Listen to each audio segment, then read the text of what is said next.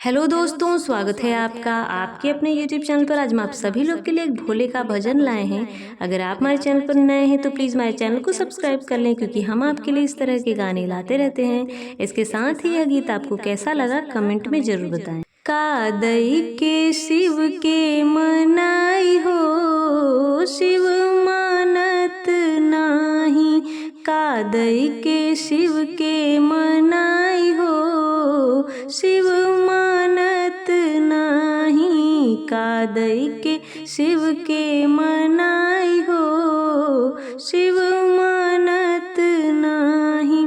लड्डू और पेड़ा उनके मन ही न भावे, लड्डू और पेड़ा उनके मन ही न भावे। भांग धतुरा कहाँ पाई हो, शिव मानत नाही। भांग धतुरा कहाँ पाई हो, शिव मानत नाही। कादई के शिव के मनाई हो, शिव मानत नाही। कादई के शिव के मनाई हो, शिव मानत नाही। फूल चढ़ाऊं तो भंवरे का जूठा, फूल चढ़ाऊं तो भंवरे का जूठा।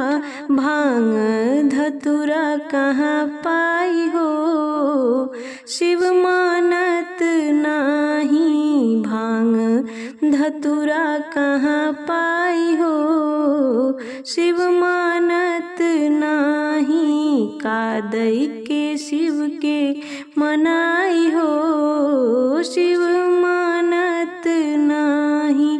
जलवा चढ़ाऊं तो मछली का जूठा, जलवा चढ़ाऊं तो मछली का झूठा।